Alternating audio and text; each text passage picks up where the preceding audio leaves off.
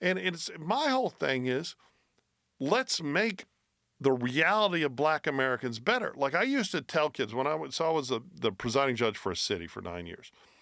And I would always sit on my juvenile docket and let my associates sit. It's a bullshit docket, right? Traffic and low-level crimes. But I used to teach Latino and black kids. I'd teach white kids too, but I just found myself doing it more on how to successfully navigate an encounter with law enforcement. Willie D. Live. Right? How to, from the stem to the stern to get out of it safely, right? And then I had a bunch of people start accusing me of white savior and just fucking shitting on me all over fucking Facebook. Lawyers talking shit that it was somehow racist of me to try to explain to people how they should get through the situation without getting killed.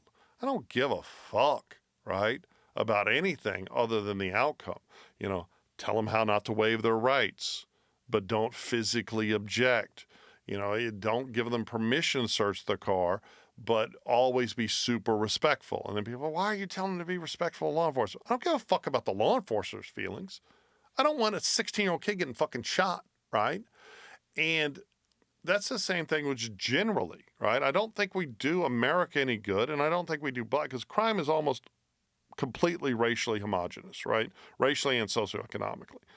I don't think we do black America or all of America or white America, any America any good by having these false conversations about the reality of crime. And I get why, as a black man, you don't want to hear it, and there are concerns. No, I can hear it. I can hear the truth, and I know what the truth is. I know that I'm never going to believe the statistics of a person who targets me for failure. I'm never going to take the data of an organization or an agency that wakes up every morning with the idea of targeting me for failure. Why would I pay attention to that data that subjugates me on a daily basis? Why would I try to do?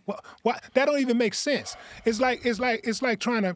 It's like going somewhere to get information and learn from somebody to better yourself who is targeting you for failure. If somebody won't treat you right, they won't teach you right. So I don't believe the data. I don't believe. You're asking me to believe the data from the law enforcement, who is the primary organization that targets black people on a daily basis. On a daily basis, who violate black people's rights on a daily basis. They are the reason why black people have a certain code of silence, because they don't trust them.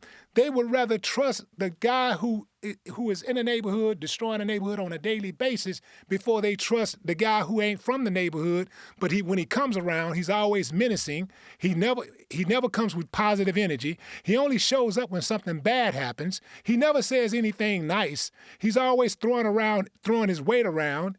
Every time he opens his mouth, it's in an authoritarian manner. Why would I trust that guy's data? That don't even make sense. I don't disagree with your perspective. Right? I don't know your perspective, right? And I agree My with... perspective is I don't believe the lies. Okay, again... And I think all of that data that come from the FBI, the CIA, law enforcement, all of that stuff, I don't believe none of it, because these are the same people that are marginalizing us.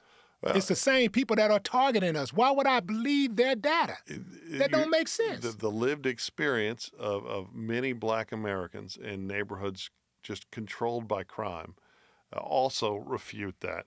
But you can believe the data or not believe the data, and I think it's actually skewed your way more than it is the law enforcement's way. And why do you believe that? Well, because I think that the default is to say white, right? And there was an effort with the Biden administration. They changed now that's reporting. being dismissive. Well, hold on. The Biden administration last fall had to completely redo their numbers quietly. There was no press release by the FBI, which is very unusual, because they were actively playing with numbers to have more politically correct results. And that's awful, right? We need true numbers. But I think you hit the nail on the head with, and I think the culture and the whole don't snitch stuff has caused far more harm than good. But I do agree, and I think this comes back to my issue with the drug war. When every time you interact with a cop, when you're even if you're a weed smoker, right? And I love me some weed, right? Even if you're a weed smoker and you have this negative interaction with the cops, it creates this horrible taste in your mouth, right? Because you've just been, like you said, dehumanized. Even if they don't find anything, they pull you over and they search your car, they go through all your shit. You're like, fuck these motherfuckers, right? I'm not fucking hurting anybody. Why are they fucking with me? And that's a complete legitimate feeling, right?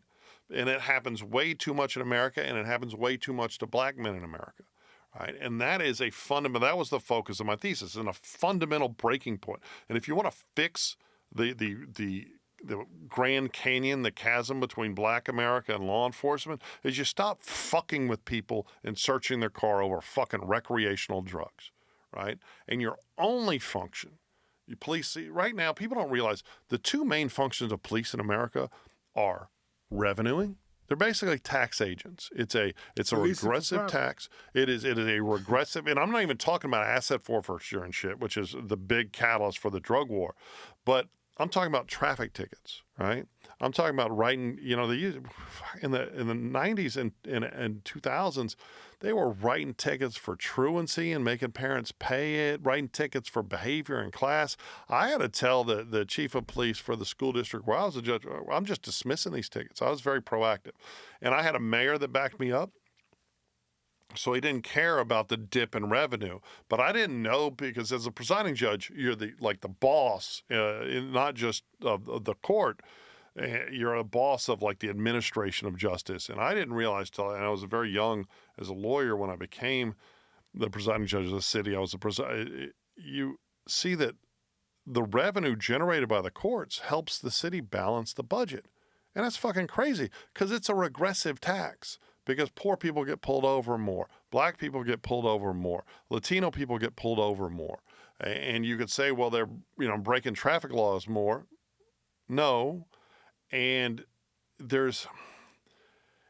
poor people pay more, right? They miss their court dates. They do all this. And it's insane. Cities should not, or in counties, local entities should not be allowed to keep any revenue from citation enforcement. None. It should all go to something else.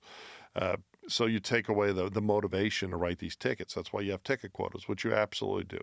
So you have the revenuing aspect of law enforcement over here. And then you have, on the other side, again, it's prohibition, which also leads to revenuing. Drug enforcement, where really what cops should be worried about, DWIs. DWIs are so dangerous. They threaten so many lives in this country.